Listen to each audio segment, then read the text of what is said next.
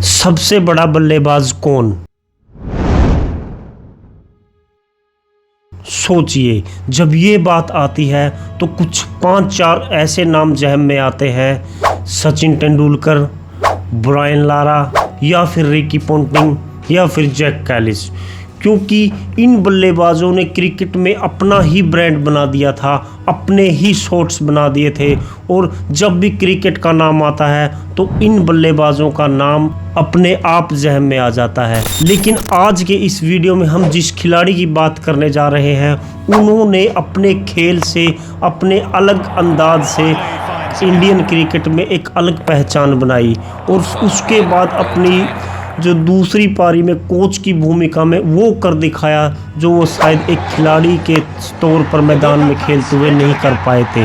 हम आज बात करेंगे, हम आज बात नहीं कर रहे हैं सचिन तेंदुलकर की, हम आज बात नहीं कर रहे हैं रिकी पोंटिंग की, आज हम बात कर रहे हैं मिस्टर भरोसेमंद राहुल द्रविड़ की, the wall of India Rahul Dravid. गेंदबाजों के सामने दीवार बनकर खड़े हो जाने वाले राहुल द्रविड़ की आज हम बात करने जा रहे हैं। कैसे उन्होंने अपने डेब्यू मैच में ही 95 रन की शानदार पारी खेलकर अपने आगाज में बता दिया था कि कैरियर का अंजाम क्या होने वाला है, इस कैरियर में क्या क्या महानताएं उनके साथ जुड़ने वाली हैं। एक क्रिकेट फैंस के तौर पर अगर आपको डिफेंस की परिभाषा समझनी है तो राहुल द्रविड़ से बड़ा उदाहरण आज भी वर्ल्ड क्रिकेट में नहीं है। आज इस T20 के दौर में, आज इस फटाफट क्रिकेट के दौर में, जहां पर चौके छक्के और हमें फटाफट सब कुछ चाहिए, वहाँ पर एक दौर ऐसा था जहाँ पर डिफेंस की परिभाषा, डिफेंस को देखा जाता था कि गेंदबाजों के सामने कैसे एक बल्लेबाज एकाग्र होकर खड़ जाता है, टिक जाता है। उसमें आज भी राहुल द्रविड़ का नाम सबसे ऊपर है। राहुल द्रविड़ की वो लॉर्ड्स में 148 रन की पारी, जहां पर गेंदबाजों की गेंदें जो आग उगल रही थी, उन्होंने अपने आधी से ज़्यादा पारी में गेंदें जो अपनी शरीर पर खाकर वो 148 रन की पारी खेली थी। और वहाँ से तब बनाया गया था द वॉल ऑफ इंडिया। एक पत्रकार ने के शब्दों ने इस जो नाम को एक पुख्ता कर दिया था कि मिस्टर भरोसेमंद, द वॉल ऑफ इंडिया। क्योंकि ये राहुल द्रविड़ ने अपने करियर में करके भी दिखाया था। बड़े बड़े गेंदबाजों के पसीने छूट जाते थे राहुल द्रविड़ का डिफेंस तोड़ने के लिए। राहुल द्रविड़ के करियर की और राहुल द्रविड़ के डिफेंस की कहानी, एकाग्रता की कहानी आज हम इस वीडियो में करने वाले हैं। 11 जनवरी 1973 को जन्मे राहुल द्रविड़ ने 1996 में भारतीय टीम के लिए अपने खेल के अभियान की शुरुआत की और 2005 में जाकर राहुल द्रविड़ को इंडियन टीम की कप्तानी भी सौंप दी गई थी। राहुल द्रविड़ ने अपने पूरे करियर में भारतीय क्रिकेट टीम के लिए 164 टेस्ट, 344 ओडीआई और मात्र एक T20 मैच खेला है। राहुल द्रविड़ के 2005 में भारतीय टीम के कप्तान बनने के बाद 2007 के विश्व कप में भारतीय टीम के बहुत ज़्यादा निराशाजनक और ख़राब प्रदर्शन के बाद राहुल द्रविड़ ने अपने कप्तान के पद से इस्तीफा भी दे दिया था। Our top story, Indian cricket captain Rahul Dravid has met the BCCI chief Sharad Pawar yesterday in Delhi and has reportedly told him that he is not interested in continuing as captain of the Indian cricket side.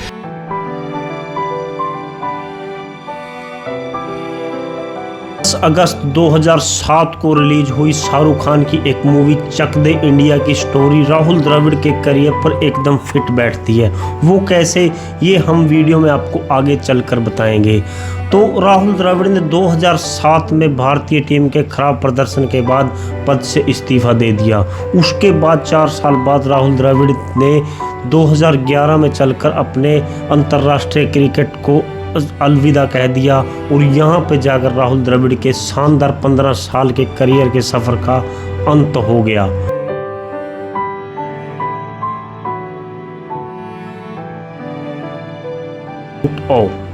जी हाँ, राहुल द्रविड़ की दूसरी inning start हुई और भूमिका थी भारतीय team के head coach की। सन 2021 यानी कि संन्यास लेने के ठीक 10 साल बाद राहुल द्रविड़ को भारतीय टीम का हेड कोच बना दिया गया और उनकी जिम्मेवारी लगाई गई कि भारतीय टीम को वो लक्ष्मण रेखा पार करवानी है जिस पर आकर वो पिछले कई सालों से अटक रहे थे। कौन सी रेखा? सेमीफाइनल और फाइनल, जहां से भारत आगे नहीं बढ़ पा रहा था और यहीं पर उलझकर आईसीसी के हर टूर्नामेंट में भारत यहां पर रह जाता था। राहुल द्रविड़ ने अपने करियर की दूसरी पारी में जो भूमिका मिली थी उसकी शुरुआत की, लेकिन ये इतना आसान होने वाला नहीं था। 2022 T20 विश्व कप के सेमीफाइनल में एक बार फिर इंडिया इंग्लैंड के हाथों 10 विकेट की शर्मनाक हार के साथ बाहर हो गया और भारत का सफर एक बार फिर सेमीफाइनल पर जाकर रुक गया। उसके बाद आया विश्व कप 2023 का टाइम, जो कि भारतीय सरजमी पर खेला गया और वहां पर हर क्रिकेट फैंस को उम्मीद थी कि भारत 2011 के बाद अब आकर 12 साल बाद एक बार फिर ओडीआई की ट्रॉफी अपने घर रखेगा और उस मुताबिक भारतीय टीम खेली भी। भारतीय टीम ने सेमीफाइनल समेत अपने 10 के 10 मुकाबले जीते और फाइनल में प्रवेश पा लिया, लेकिन फाइनल में जाकर भारत ऑस्ट्रेलिया के हाथों हार गया। और ये सिर्फ हार नहीं थी, इस हार ने खिलाड़ी से लेकर क्रिकेट फैंस तक और खुद राहुल द्रविड़ तक को तोड़ कर रख दिया और राहुल द्रविड़ ने एक कोच के तौर पर यहाँ पर अपना सफ़र ख़त्म करने का फैसला कर लिया। उन्होंने अपने कोच के पद से इस्तीफ़ा देने का फैसला कर लिया, लेकिन वहाँ पर एंट्री हुई भारतीय टीम के कप्तान रोहित शर्मा की, जिन्होंने राहुल द्रविड़ के साथ बात की और उन्हें आगे कंटिन्यू रखने के लिए मनाया, जिस पर राहुल द्रविड़ ने सहमति जताई और उसके बाद पहुँचे हम 2024 के T20 विश्व कप में, जो यूएसए और वेस्ट इंडीज़ में खेला गया।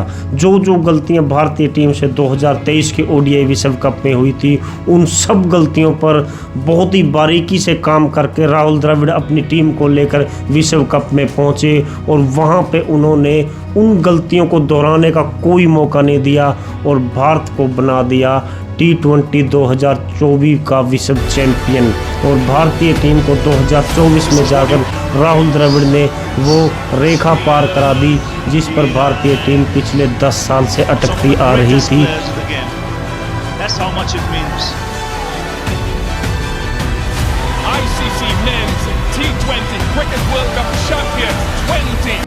और राहुल द्रविड़ ने अपना वो काम भी कर दिया जो उन्होंने 2007 में अधूरा छोड़ दिया था और जो एक चीज़ उनके सीने में थी कि 2007 में वो बुरा प्रदर्शन एक कप्तान के तौर पर आईसीसी ट्रॉफी भारत को ना जितवा पाना, लेकिन वो 2007 वाला सपना राहुल द्रविड़ ने बतौर कोच 2024 में आकर पूरा किया।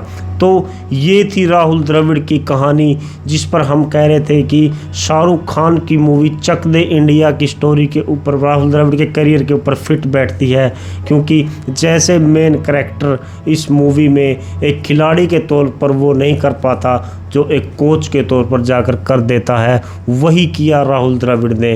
तो आज के इस वीडियो में बस इतना ही। आप बने रहें हमारे YouTube चैनल लेट क्रिकेट के साथ।